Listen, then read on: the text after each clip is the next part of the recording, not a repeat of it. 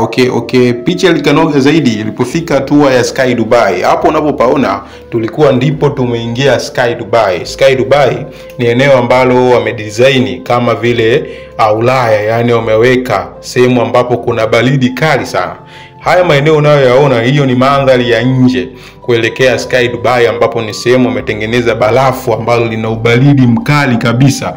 Kwa wale ambao wamefika Ulaya watakuwa wananielewa. Kwa hiyo tukao tunaelekea kama hivyo, tukiangalia namna ambavyo mandhari yalivyokuwa mazuri, wamedesign vizuri.